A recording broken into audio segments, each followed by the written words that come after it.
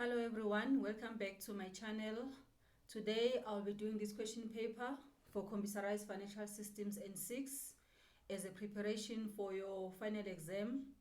This question paper was written in 24 June 2024. I have received numerous requests for me to do this video for PASTEL payroll. So I think this video is going to help you a lot when you write your exams. What is important with the question paper for N6?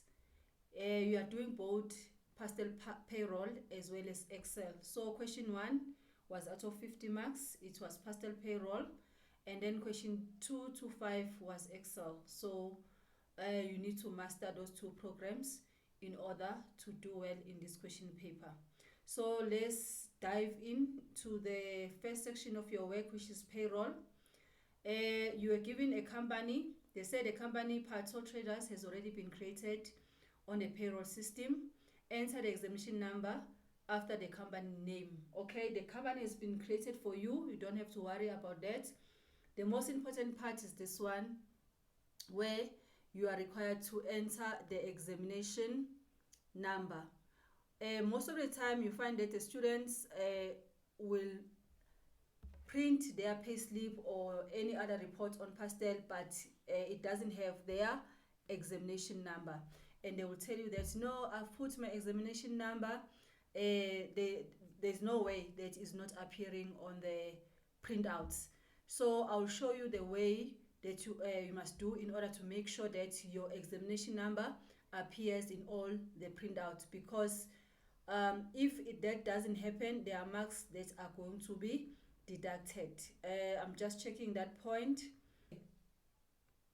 Let me check that instruction again. I think it's instruction number 9. It says your examination number and the workstation number must be printed on all your printouts. No printout without examination number or workstation number or with a handwritten number will be marked. Do not type your name or your surname. So make sure that you adhere to these instructions, because they are telling exactly what you need to do. Okay, then when you get your question paper, as I've said, the company will be loaded on the system. You will have to put your examination number, and then it says check all information and make sure it has been captured in the system. So although the employee files have been opened, certain information must still be captured. So they also want to test you whether you are able to change or put information that has not been put for you. So you must take note of that. So you check your company. Okay, this is the company information, PASTEL Traders. The most important part is this one. What is the pay frequency that you'll be dealing with? In this case, you'll be dealing with a fortnight. Some question papers will have a fortnight as well as a monthly. Some will have a monthly and a weekly. So you need to check what frequencies are you going to be using. So in this case, it's going to be fortnight. So it's one frequency, which is better. And then for the first processing will be the 14th of March. Okay, that is fine. And then you'll be processing in your first fortnight. All right. So the other thing that you need to note, if it's fortnight, it is weekly, you must know how many weeks are in the year. There are 52 weeks. And then if it's fortnight, how many fortnights are in the year? Here we are dealing with 26 fortnights. So we'll be dealing with the 26 fortnights. If we are giving information, maybe it's saying yearly, then we need to reduce it to a fortnight by dividing by 26. But you are going to see that as we start with the question paper. So after that, you have the employee information. This information has already been created for you. They've created the first employee, Mr. Kosa, which is good. So you check all the information. Then in page 5, you'll see that is where your question paper starts. It starts here, where it says instructions 1.1.1, capture the employee information for Richard Masuku. It means this is the employee that you must create. And then it also say capture the leave balances and the leave entitlement. Okay, this is another thing that you need to do. And then you will then process the pay slips for week ending 14 March, 28 March, 11 April, as well as 25 April. So it means you'll be moving your system 4 times to move to the next processing period. So what are the things that we do in PASTEL payroll? In PASTEL payroll, you create a company, okay? But as I've said already, this has been done for you. The company has been created for you, so you won't be creating it. But there will be an instruction where you have to create an employee, okay? Although there's one employee that is created, but you need to create another one. They are testing you whether you are able to edit the employee master file.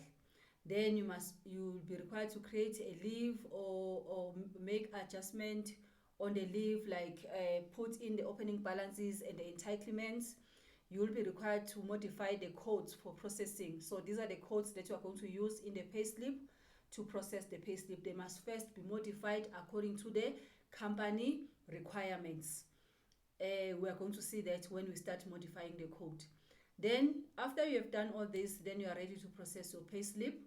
You are ready to process your leaves, and then you are ready to, after that, you are ready to print your payslips, and then also to print your report. A report, it can be a leave history, it can be an employee master file. When they want to check whether you created this employee correctly, they will say print the employee master file. So this is what you need to know when you are working on PASTEL payroll.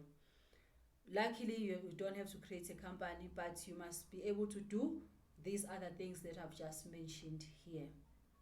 Now, let's go straight to the program and see how we are going to do these things.